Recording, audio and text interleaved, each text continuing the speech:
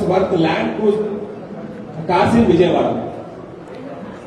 ఒక విషయం దయచేసి అందరు గమనించాలి. గౌరవ ముఖ్యమంత్రి గారైనా గౌరవ మంత్రివర్యులైనా యావత్ ప్రభుత్వం ఎప్పుడైనా సరే వాళ్ళ సెక్యూరిటీ అనేటటువంటిది పోలీస్ వాళ్ళు ఇంటెలిజెన్స్ వాళ్ళు చూసుకుంటారు.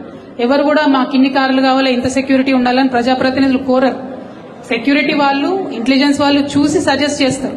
అదే విధంగా సజెస్ట్ చేసినటువంటి వాళ్ళు కాన్వాయ్ని ఎట్లా బిల్డ్ చేయాలి ఎక్కడ బిల్డ్ చేయాలి అనేటటువంటి అంశాన్ని సీక్రెట్ గానే ఉంచుతారు ఎప్పుడైనా కూడా.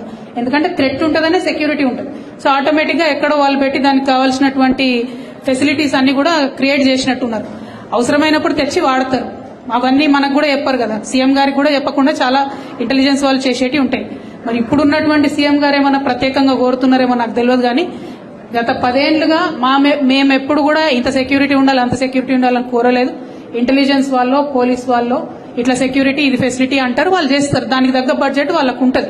దానిలో పెద్ద అంశం చేసి దాని మీద వెటకారంగా మాట్లాడటం, ఏదో సీక్రెట్ గా విజయవాడలో దాచుకున్నాం, అవి ఏడ తయారవుతుందో ఎవరికి తెలియదు, ఏడ దాచి పెడతారో ఎవరికి తెలియదు. ఎగ్జాక్ట్లీ బీపీ ఆడ తయారవుతుంది. అదే అంటున్నా కదా, మనకి ఏం తెలిసిపడే. పోలీసు వాళ్ళు ఇంటెలిజెన్స్ వాళ్ళు చేస్తారు జనరల్ గా. దాన్ని పెద్ద ఇష్యూ చేసి అదేదో దాచుకున్నాం అన్నట్టుగా గౌరవ ముఖ్యమంత్రి గారు మాట్లాడడం నిజంగా వారి గౌరవాన్ని తగ్గిస్తుంది తప్పితే ఇంకొక అంశం కాదు. Ultimately protocol of any CM is decided by the security wing and intelligence and the police.